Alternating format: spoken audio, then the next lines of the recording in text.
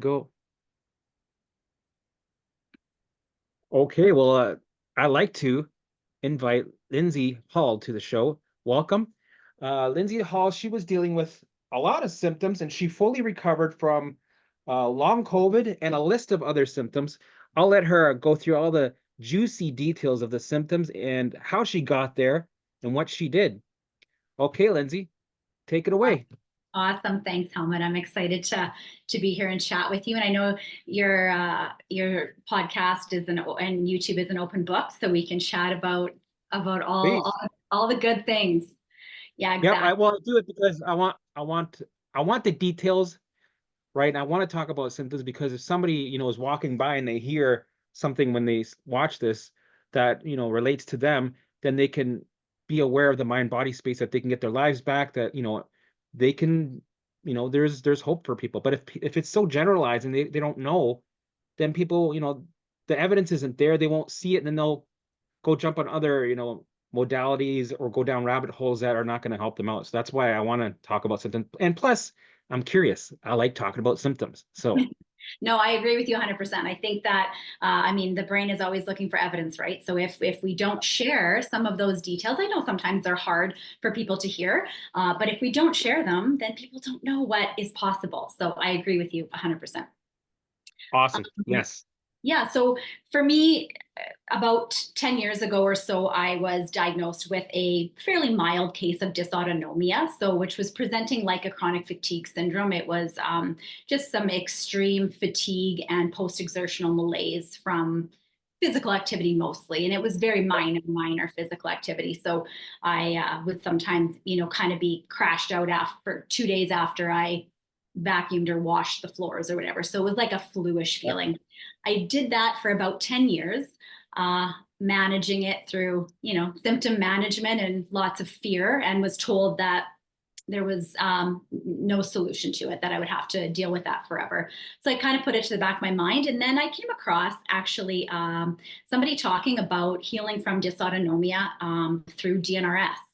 Yep. And that was my first introduction. It was through actually Dr. Joe Dispenza's work, as somebody had posted that. And I thought, what the heck is this DNRS? What is this brain rewiring? And why not try it? I Right. did. Yeah, it was very exciting and new to me, and I did it for probably a full year, and saw some really good results. I was lucky at that time that I was mostly just dealing with that post-exertional malaise, so I could zone in with my DNRS practice and really focus on one major symptom. Yep. Right around my 1 year mark of DNRS, I contracted COVID, Mm. and that's when the fun began. Yeah. That's when my symptoms became 1,000 times worse than anything that I had ever experienced. Over the course of the next maybe 3 weeks or so, my nervous system just continuously shut down. How long Um, did you have the COVID for? Like, You know what? I wouldn't say I had a bad infection. I was probably sick for 5 days. The only thing that yep. was weird for me was I had quite a high fever for 5 days, which isn't something I usually have to deal with. And so I did have an extended fever, but as far as physical symptoms, it wasn't a bad virus for me. I wasn't really sick. But it Right. did take its toll on my nervous system is what happened. And I mean, that's a whole nother show. I can get into all my beliefs around why I think that happened. But anyway, yeah. Yeah. So I just went downhill really, really fast. My system was shutting down daily. I was having extremely high heart rate constantly, dropping weight. I lost at least 10% of my body weight really quickly. Severe insomnia, maybe sleeping 45 minutes a night. And when I did, You had to take a cardia, right? So that's heart rate above 110, usually in oh resting, yeah, like you're laying in bed and your heart's going dum, dum, dum, dum, dum, dum, dum. correct. Correct. Yeah. Yep. And just like pouring sweat. It was like you're running a marathon constantly, right? So that's what I say to people, having insomnia when you just can't sleep is one thing, but having insomnia when your body is just in extreme fight or flight was like a whole new ball game for me. So, What um, what did you think when you're going through this, when you're having the heart elevated heart rate? Did you go down get checked at the hospital, get the heart test? Did you think that you had a heart problem? Did you start to loop on your thoughts and catastrophize? Yeah, that's a really, really good question. I feel like I was a little bit fortunate in that I'd had a year of DNRS prior. So Right. after I figured out that a couple of weeks, it was probably almost a month where I did go to the doctor. Nobody was really giving me an answer. Nobody really knew what was wrong. Same old story, right? That Yeah. everybody's kind of confused. Um, I came to the conclusion on my own, probably after only a 4-week period, that I knew this had to be connected to nervous system. So Hmm. I chose, and I've said this in previous interviews that I've done, I don't necessarily recommend this, but I chose at the time to not continue testing because I believed that my heart was fine. I believed that it was all nervous system. I feel so lucky for that because I think that my 1 to 2 year recovery journey could have taken me 5 if I would have gone down that rabbit hole of, tons of testing and being worried all the time. Were you at all in any of the Facebook groups and going down rabbit holes that delayed a little bit? Yeah, I would say definitely. It wasn't as much with the COVID stuff though. It took me a while to figure out that it was connected to that. But I Yeah. did get into some groups that were not healthy. Again, having my year of DNRS, that's the one thing I'm really grateful for. It just gave me that basic knowledge to know that this was my brain and it was terrified and something was just on fire, but it didn't mean that I was broken or something was wrong with me. So I was able to quickly kind of shut down that rabbit hole. That's important. That's really important because I noticed that, and if I think the golden nugget there would be make the choice, right? If you have to get off the groups, stick to one modality and really do the work. Don't straddle the fence. Make that 100% choice and even make a little contract with yourself. Go, okay, I'm going to give this a shot. All the research that I did for all these years, I'm going to put on the shelf. I'm going to be open-minded and give this a chance and Yeah. say to myself, okay, I'll do this for 2 years. And if in 2 years I'm not satisfied, okay, I'll start digging. I'll go back to what I was doing before, but you made the choice. And Uh, that's huge. It is Yeah. huge. It's not easy. I'll say, I had lots of days where I thought, what the hell is happening to my body? Is this the right thing? I remember laying in bed many nights with that elevated heart rate thinking, I actually feel like I probably am going to die. Like my heart was racing so hard, like many, many, many people. But again, I just kind of held my ground and kept thinking like, no, I believe that this is my nervous system that's controlling my heart rate, not my actual heart. So I kind of hung on to that. Um, Awesome. yeah, it was lots of jolting, lots of body twitches. My body would jerk quite intensely, lots of tremoring, internal shaking, lots of vibrations. I had a lot of electrical feelings in my chest. Again, I know now that's nervous system connected. At the time, I didn't know. Lots of anxiety. That's when I found the Dare app through you and kind of got on that path for a few months where I knew that I needed help with that. That's kind of a root of a lot of things, right? And at that point too, when I even discovered Dare, which was helping with some of the anxiety sensations, I still wasn't 100% aware that it was kind of connected to the COVID thing. I didn't know exactly what was going on, but it was just another tool and another way to help me bring in safety. So it was very helpful at the time. Yeah, and then around that time, I found Vanessa, who you just had interviewed, your Grateful Guide, and she did some coaching with her. And that's kind of when she brought in some somatic work. I started working with a somatic practitioner, and the recovery was slow, but around that time was when I kind of felt that things started to shift a little around the 4-month mark of intense symptoms.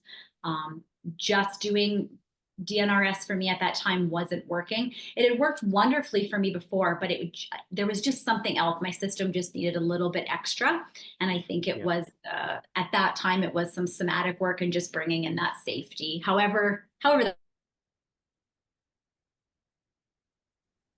Oh, something got stuck there.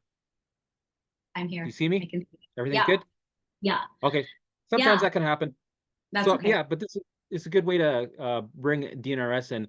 I am happy for DNRS. I'm sure as you are too. It's a great beginner's way into the mind body space. And I noticed the trend that a lot of people that recovered, they started there, but they had to pivot and shift eventually, and they found other things that worked for them, which is great. So it's a great, it's like DNRS is like the Walmart greeter. It's kind of like, hi, how's it going? Okay, welcome, go ahead, and then go, oh, okay, so you get the gist of how things work, but then you find your way, right? Absolutely.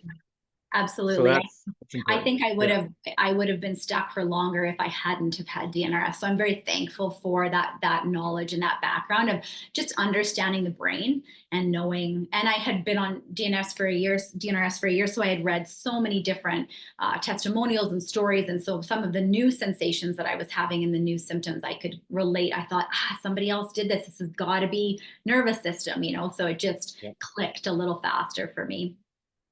So yeah, I started working a bit with Vanessa and using the Dare app, and then I found Rebecca Tolan, and I ended up doing the Be Your Own Medicine course. And again, that was a little bit more somatic stuff, and she was super helpful. Both of those ladies were very helpful in my recovery, just to bring in some safety. I just needed to have that little bit of extra, and nothing too rigid. They were like, Rebecca is very relaxed in her approach with things, and I really appreciated that. I didn't want rigidity.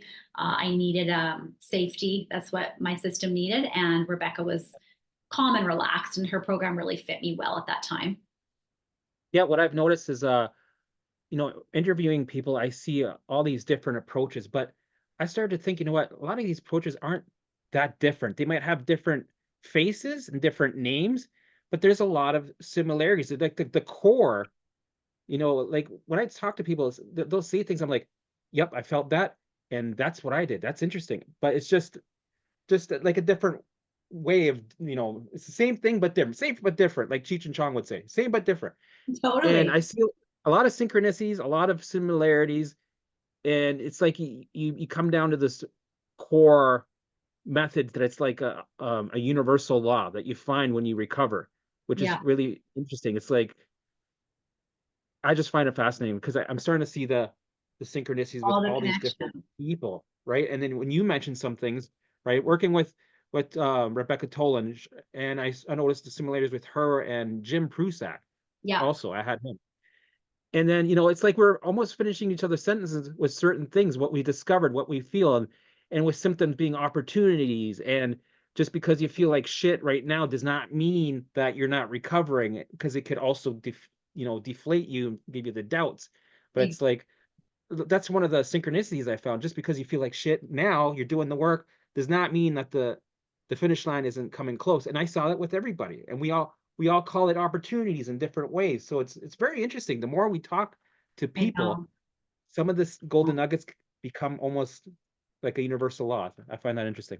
I do too. And I think that it is, I hear people say all the time, it's very simple. It's just not easy. The Yeah. concept of all of this is not complicated. It's actually very simple. And that's where you see that overlap through, I think, a lot Right. of people and programs and people that have sort of walked the path and done the work. They can see the simplicity of it. It's just difficult to keep it up sometimes. You when your nervous system and state changes and you fall into more of a fight or flight or more of a shutdown, your thoughts match those states, right? So you're fighting you're fighting upstream sometimes to go against your own thoughts throughout the process. So it can be difficult. But the actual you know nuts and bolts of it are pretty simple. The work is pretty simple, basic stuff. And that could be a problem because the world that I come from, especially going down all these rabbit holes and these Facebook groups, they believe in something that sounds complicated. I The know. evidence, it feels like the brain goes, that's evidence, I think. That makes sense. A guy in a lab coat making $400,000 talking about supplements and, all these protocols, and you got to heal the gut, and then the functional medical doctors. Okay, I believe that's evidence. And the brain goes, I'm buying it. I'm buying it. Am I going to believe that, or am I going to believe a guy in a car with two dogs that looks like a hobo talking about how he recovered by feeling things, like, right? So it's like, if I were to, I bet you I would get more my message across more with people in these groups if I said, okay, here's the brain retraining side, but you need to take certain supplements on Tuesdays at 3 o'clock, and it has to be those times. And there's 5 of them that you have to take. And after that, you got to do this certain protocol. Like, I just fuel it with, protocols. And then Really, people will be like, give me my money. And I'd be like, and you will only heal 60%, not 100%, 60 only. And people are like, oh my God, that's what I need. And you'll have 20 foods, not all, 20 foods. And be like, here's my money here. They would want to work with it. They would believe it. But if you tell them you can fully recover, you don't need supplements. You don't need all this protocols and medications or whatever it is. I You don't have know. to go down these rabbit holes. Then they'd be like, yeah, that's hogwash. Yeah, I'm not the brain goes, fuck that. I'm not interested. That's Totally, not enough evidence, right? So totally. then you lose them. You lose people. Totally. And it's so frustrating. And I'm sure you've had this. I think I heard you speaking about this actually before, where you have friends and family, you see your loved ones that might be struggling with something. And you just like, it's the most frustrating thing sometimes to have found that way and have changed your life so profoundly. You want to share it. You want to share this simple stuff with people. And it's frustrating because, yeah, they're like, well, that sounds good, but exactly what you said, I'd rather take the supplement.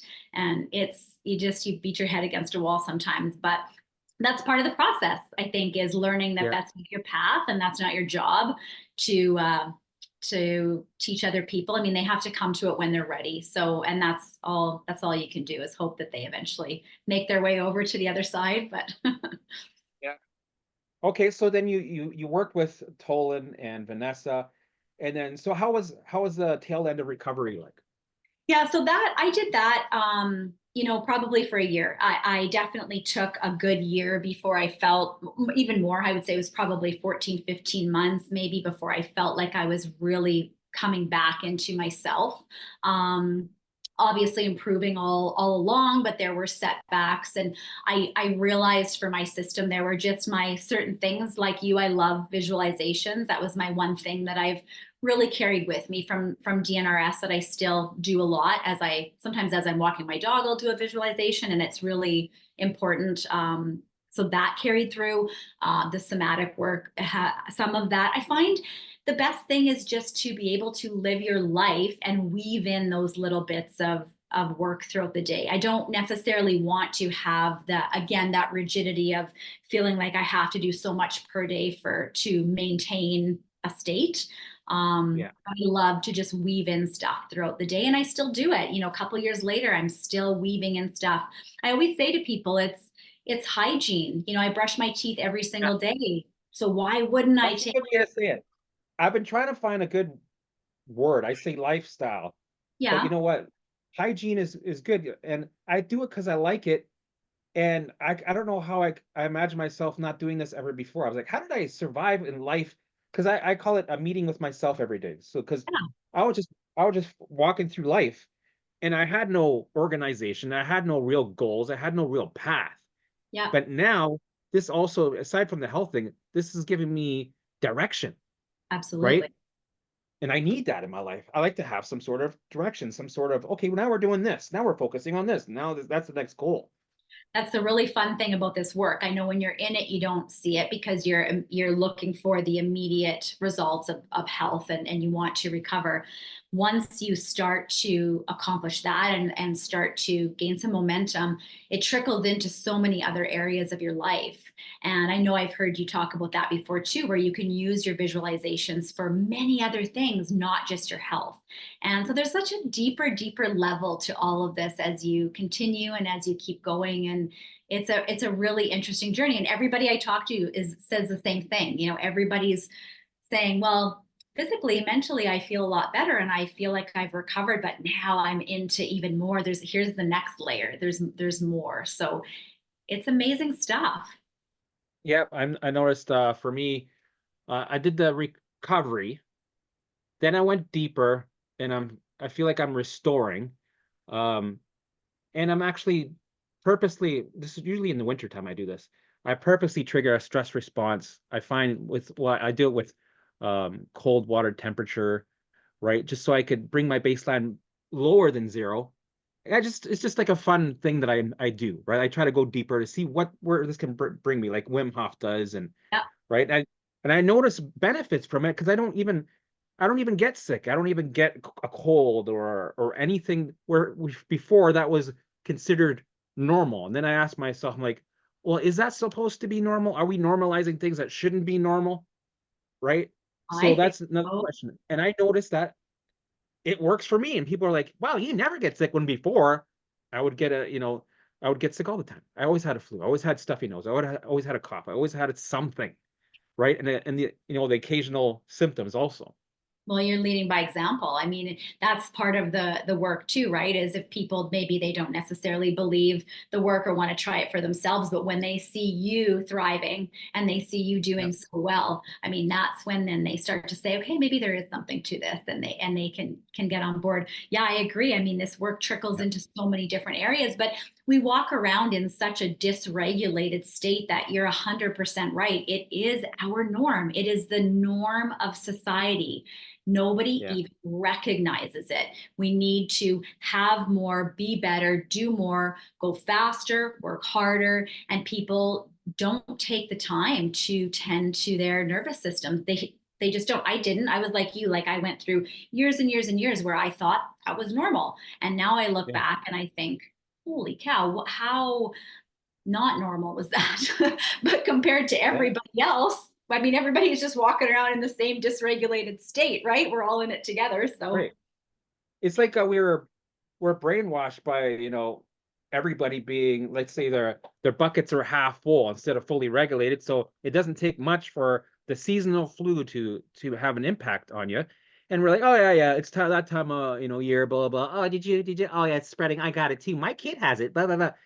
And we normalize it, and then come the coping mechanisms.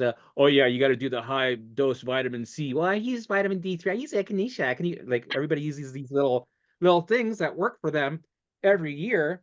But I'm like my buddy, he uses high dose vitamin C where he drinks it. I tried it a couple times, and I'd be on the shitter because it'd be like a purge, like a big time purge, right? And after going through this journey, I was like, he was telling people about it. Me and him were talking on the phone, like, but what if you just don't get sick in the first place? Why don't you just avoid that whole thing? Why do we have to? He's like, and there's a pause. He's like, well, no, Muhammad, we're supposed to get ill. This is normal. Like when we're living through life in this, environment, you're gonna be affected. You're gonna get sick. I'm like, do you really believe that? I'm like, because I've noticed that you don't have to, right? yeah, You can kind of maintain yourself so you don't have to get to the point where your bucket gets full enough and I your baseline know. gets full enough where things overflow, where I gotta take the vitamin C, I gotta take the blue blah or Yeah. the. If we just tend to ourselves a little more and keep that, you're right, keep that bucket from being right at the brim of overflowing, right? And Right. we have to. I mean, life throws stuff at us all the time. And part of this work, I think, too, is coming to that safety, that sense of safety in yourself, knowing that you're okay no matter what happens, you're fully capable. A lot of us didn't have that before. A lot of us walk around in a state of fear looking for the vitamin C, like you're thinking no matter what happens you're going to reach outside of you Yeah. constantly to grab whatever you can to help. It's going to run to the doctor, run to the naturopath, go, and there's a time and a Yeah. place for all of that, absolutely. But what if we started to trust our bodies, ourselves, feel the emotions, not have to medicate them, not have to cover them up. It's good to let that shit out, and it's good to feel that stuff. We don't need to medicate it all the time. And it is Yeah. just society's view of like, don't feel sad, don't feel Yeah. sick. You better run here, run there to fix everything all the time. So having these tools too is just phenomenal. Or I won't even say tools, they are tools, but just this way of life of bringing in that safety. It's such an Yeah. internal safety, trusting yourself. And I know Yeah. that's, I think part of the whole, you and I have talked a bit about that spirituality path is just that inner knowing and that inner trusting. And I can say for myself, I didn't have that before. I always looked Right. outside of me for somebody to help me. And now I don't. I don't have to do that. I don't feel the urgency to do that. So it's a nice feeling. Have you noticed that going through this journey and, recovering, that you've gotten more spiritual at all? Have you Yeah, noticed that?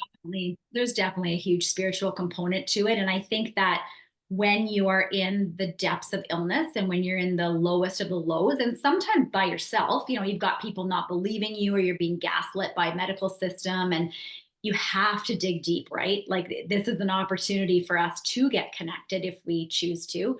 I remember so many times laying on my floor or in the grass because when I wasn't walking around very much, and thinking there's got to be a reason for this, and really in that just trusting like something, this will pass, something good is going to come out of it. And it is just really this deep trusting in, for me it's like a universal feeling. That's kind of how I look at it, is like a universe, trusting in the universe as a path and plan. Oh, we're getting a little distorted. You Little back? glitch again. Okay. Yep, Yeah, a little glitch. that's okay. I think we're Yeah, okay so now. I think it is. It's just it's the spiritual path. It really is. You don't notice it sometimes when you're in it, right? I think that when Right. you're in the heat of it, you don't realize it. But as you go, I mean, talk to anybody that's a couple years out of that journey, and they're gonna say, "Oh yeah, there's a deeper, something deeper in me, a deeper spirituality than there was." And maybe religion for some people, that could be the Yeah. route that they go for sure. Yeah, anything that, that you need to lean on, Absolutely. that's not physical, Yeah. right? To get over that invisible bridge. Um, did you so when you did visuals, did you notice a difference, a contrast, or a difference between when you first started visuals to, let's say now? Did you notice that you were like the brain was blocked off a bit more, that the gate was a little bit, very closed, or was, or like some people, they have issues with doing visuals, and then eventually the more they do the work, the gate opens and they're more in tune, they're getting the downloads, the Yeah. golden nuggets. Yeah, for sure. Definitely. I would say with me though, it was more, I think I was just in such a heightened state that in the Yeah. beginning, the visualizations for me actually sometimes would create more anxiety. I had to be very careful with what I did. Now I could obviously do any type of visualization, but in the beginning, I had to make sure they were very calming, very basic. My system would grab onto them and just fire up right away. So Yeah. that was actually when I first started DNRS. I actually I had a hard month. I kind of fell back, which as I went, I learned was common. That could happen as well. It was just too stimulating for me. But now I love it. I can, yeah, visualize anything and have fun with it. And I absolutely love it. But I did have to be careful in the beginning. It was very stimulating for me. So it wasn't that I was necessarily blocked. It just kind of got me too activated. Right. How did you shift from that? You just stuck with it, or did you shift to different content? How did you Both, actually both. So I both? stuck with it. I had a month or two in the beginning where I would lessen my time a little bit. So instead of maybe an hour, I do 30 minutes just till I felt things calm down a bit. And I shifted my visualization. So there were some that were so boring, but my Yeah. system needed it. So it was just visualizing, maybe just sitting in a meadow, and that was it. And the simplest, calmest things, or sitting in a hot tub, or like whatever, bathtub, or whatever's calming, and just keeping everything, crawling into a cozy bed. And that was kind of the visualization. So some of it I had to keep really simple in the beginning. Yeah, that makes sense because, uh, for some reason, people, and I thought this too, with visualizations, they think it's going to be this big beam of light where you had to be like, really, like you had the goosebumps, and you're sobbing with the, oh my God, and then the sky was blue, it was the clearest blue, and I could smell the trees and the pine oil. Like, it's people that think it's supposed to be this intense thing, and it can be, and it's For sure. great when it is.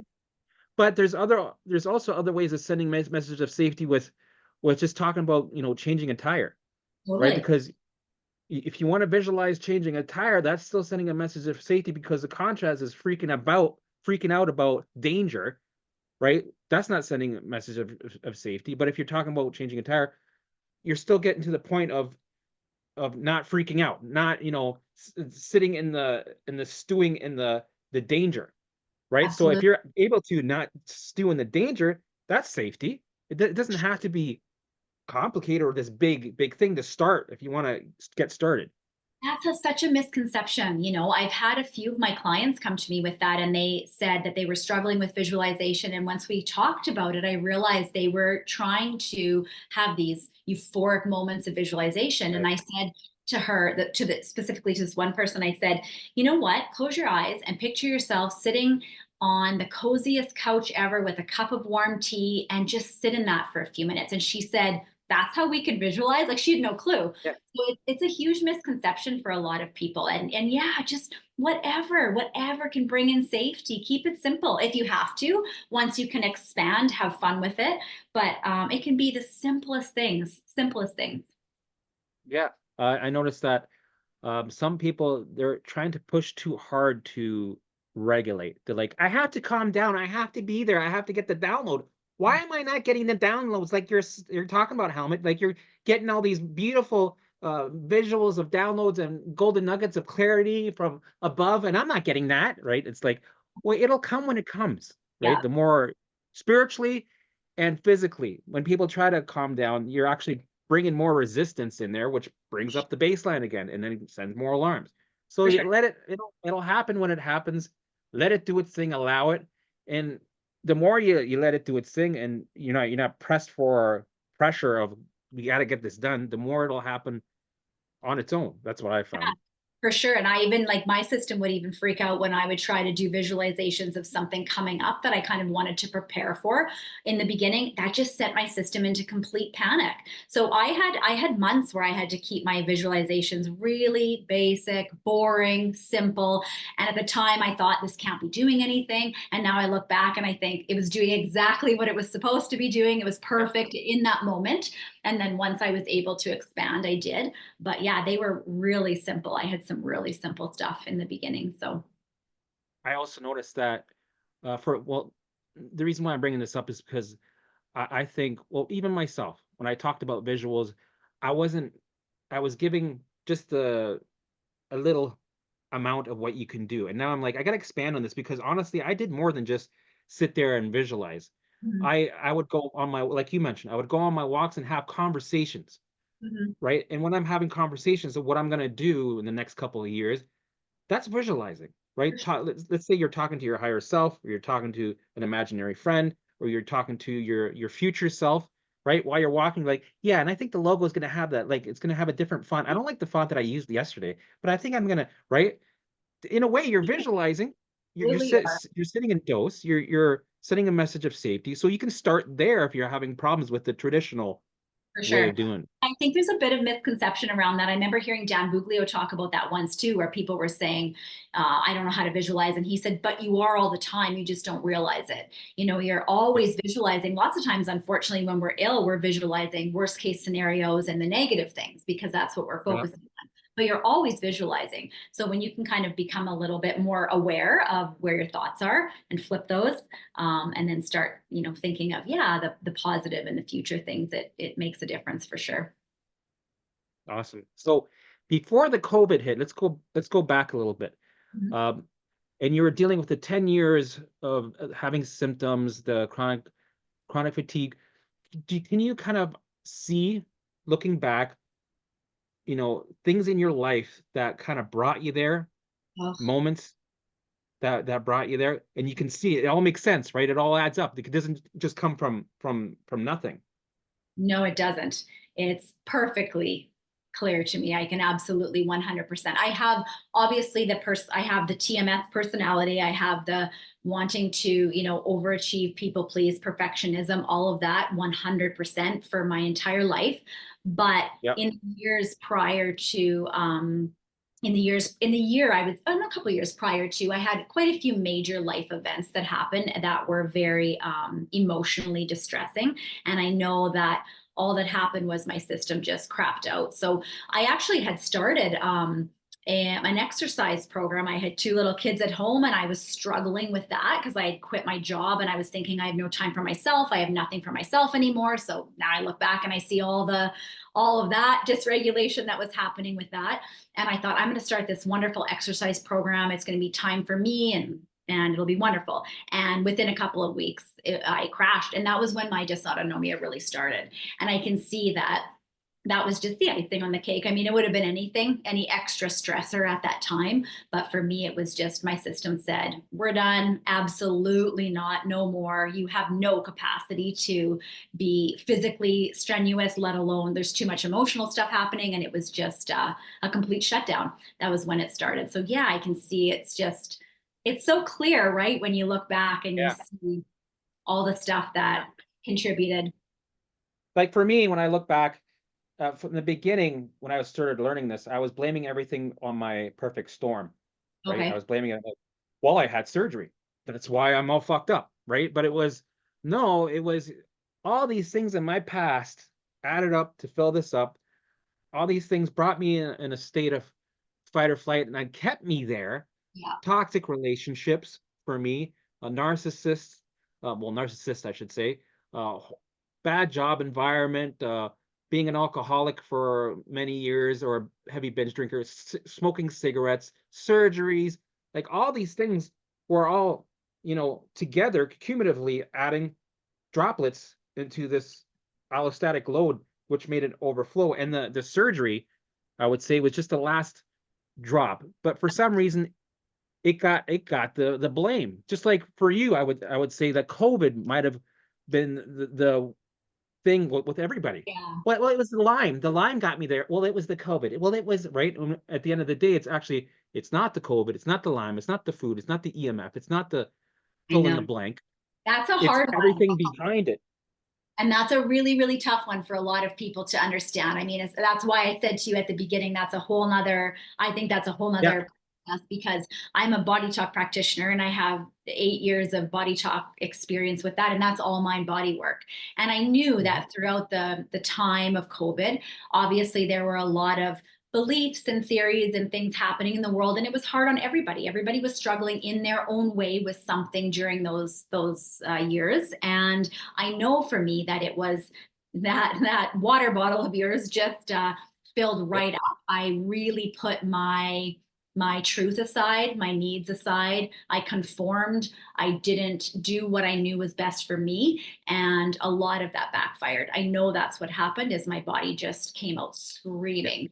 And you know what? It's a shitty lesson, but it's a great lesson. I've said that to many people. I will never again ignore my truth. I never will, because I see what it did to me when I pushed all that down and I didn't process it, deal with it, listen to it. My system just had a freak out. So I never will do that again. And so that's been a huge blessing for me in all of this, is that my husband says that to me. He's like, you're not as nice as you used to be. And it's true. Yeah. I'm not as nice as I used to be because I don't care anymore. Like, it's when you get to that point of that level of illness. Also, people pleasing, and right. Yeah. But this is a gift. This is a gift. And for me, it was an awakening. Huge. I was able to really, really see, right? When before I was not aware. I didn't, know. And when we get things like, for me, when I think about COVID, like I tell people I never got COVID, but I bet I did a bunch of times, but my body processed it with efficiency. Like might have felt 2%. I might have had half a piece of schnock coming out and went back in, and we're good.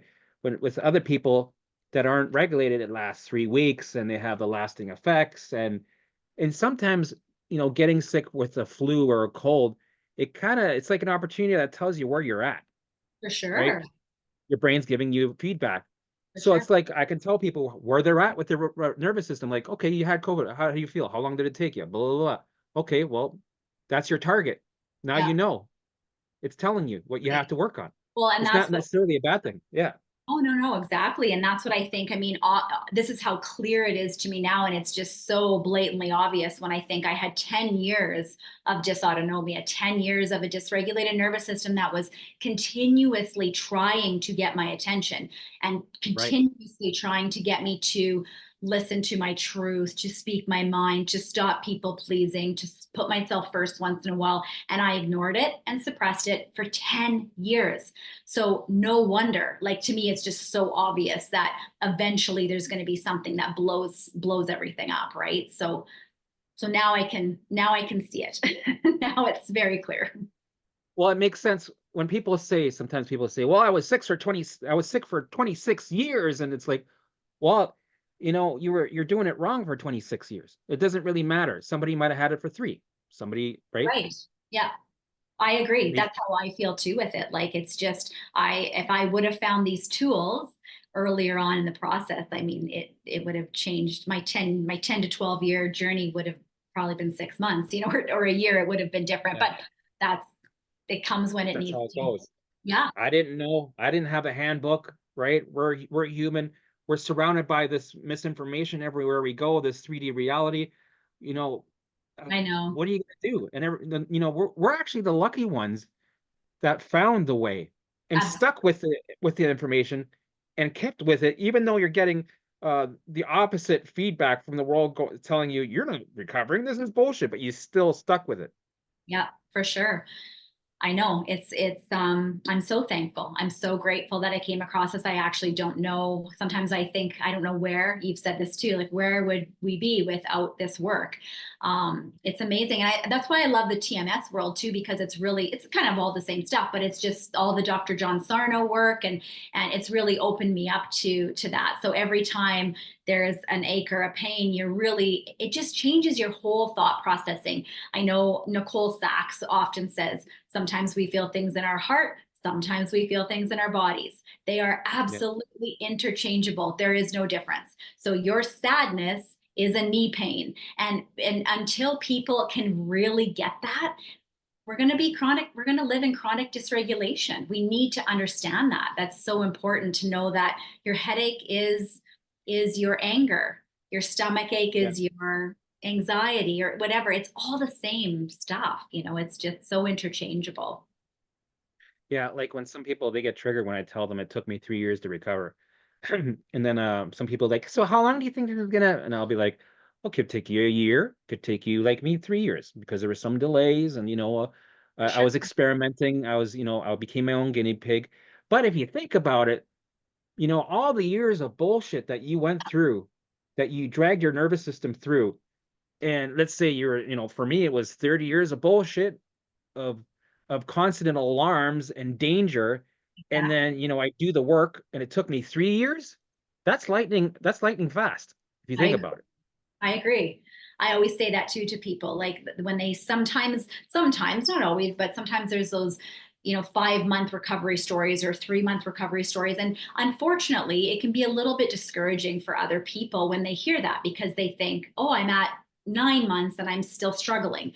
And I say that too, like when you've got a lifetime of dysregulation, for Yeah. it to it's going to take what it takes, and it might take a couple of years, and then you've got your hygiene for the rest of your life. It's not always, it doesn't need to be a quick fix. If you want this to last and you want this to be a new lifestyle, it's going to take its time. It will, but that's when it sticks, that's when it lasts.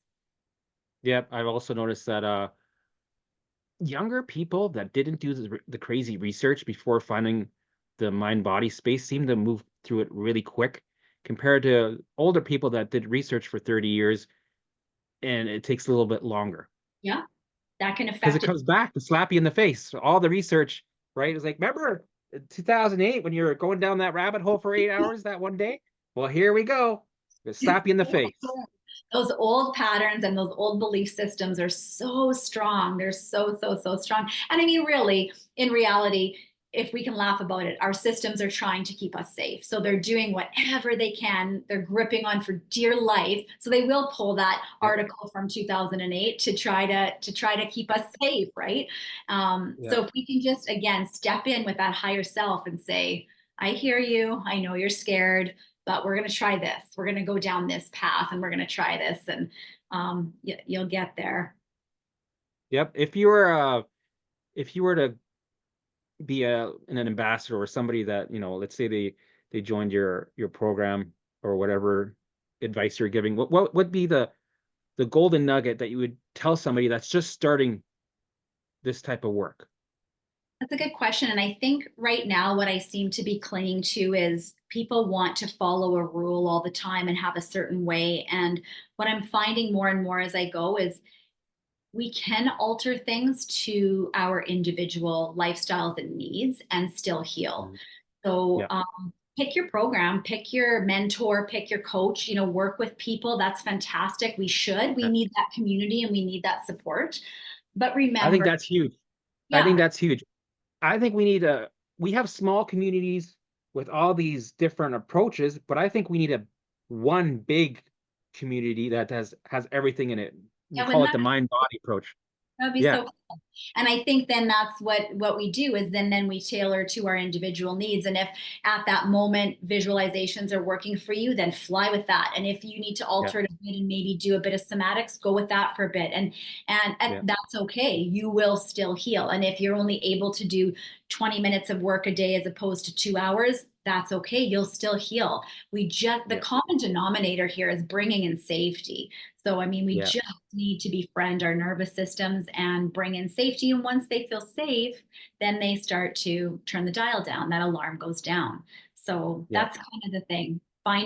There's lots of ways. There's a lot of ways. Work with the people that feel right with you and bring in that safety. yeah. For me, it would be keep going, keep showing up. Yes. I know it sucks. I know it's going to get hard. It's probably going to get worse right Yep. up to the end. It'll probably get the worst you've ever felt right near the end before recovery. That's what it was like with me. Isn't And that expect that. It's crazy the things that our system does when it's just for dear life, it wants to protect you and it thinks recovery is dangerous, kind of, right? Because Yeah, if we're not focusing on symptoms, it thinks that that's dangerous. So I know it's a tough go sometimes, and you do have to fight yeah, tooth and nail to get through it. But you know what? We're lucky. We really are. Yeah, I think about people 30 years ago that went through some of this stuff when they didn't have access to coaches and groups and programs and they had to really dig on their own. How scary, we really have just access to so much wonderful information now and so much support. Thank goodness. yeah, yeah, that's true. Um, that's why I think that when you mention community, it's a word that it's like I think it's almost like my guides or my higher self keeps sending me synchronicities of community, club, right? Like you got to create this big club so that people can, come together and share, and it just brings awareness, right? Yeah. And I think that's what you're doing. That's what I'm doing. That's what Rebecca is doing. That's Vanessa. That's what we're all doing together. And I think with us working together, we will bring more awareness so that more people can get their lives back. I think so too. You're hearing, fantastic recovery stories all the time. Yep. It's common now, as opposed to 25 years ago. You didn't hear it as much. So it's really exciting. I think that you're doing amazing work, and I'm so happy that you have this platform. I think it's fantastic. So good job. Thank you. I appreciate that because that keeps me motivated. But Great. yeah, well, thank you. Thank you for being on Thanks my so much. show, and send me the links of all the things that you're offering so people can get a hold of you if they want to work with you, and I'll put it in the link. Sure. Sounds good. Thanks so much for the chat. It was great to catch up with you. Awesome. Thank you. Okay, take care. Have a good day. Bye.